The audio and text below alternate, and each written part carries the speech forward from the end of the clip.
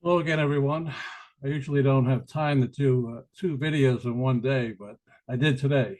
And there is something else I wanted to get off my mind, share with you. Uh, I'm still kind of new to YouTube. My videos only go back about 2 months, so I'm still learning the landscape out there.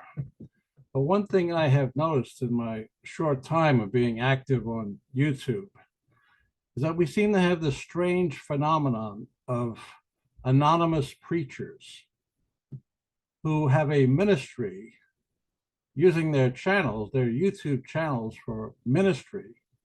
And yet these people are completely anonymous. They don't use their face. They don't use their name. You don't know what town they're preaching from. There's no way to identify these people. They never talk about their churches because they don't attend one. They don't have one. Apparently, you are their church. So let's take a look at a few of them, just so you know what I'm talking about here. Pull them up on my screen. And let's see, yeah. Who in blazes are these three characters?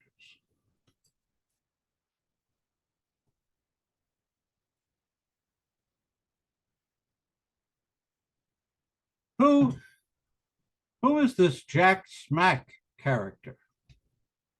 Does Jack Smack have a name? Does he have a church? Does he have a town? You ever see his face? How about Veckel? I understand he's a Calvinist. And oh yes, our good friend Praise the I Am. Where exactly is he located? And how come we don't see his face?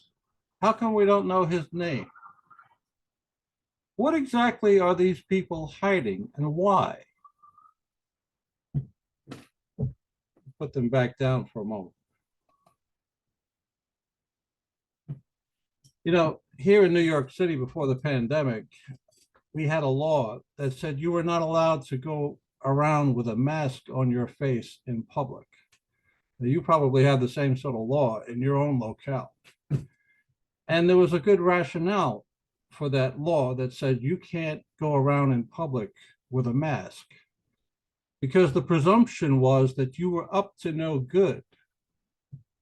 And you know what? My presumption is that these characters we see preaching on YouTube who are afraid to show their face or name or locale or any other identifying factor, these masked ministers are up to no good.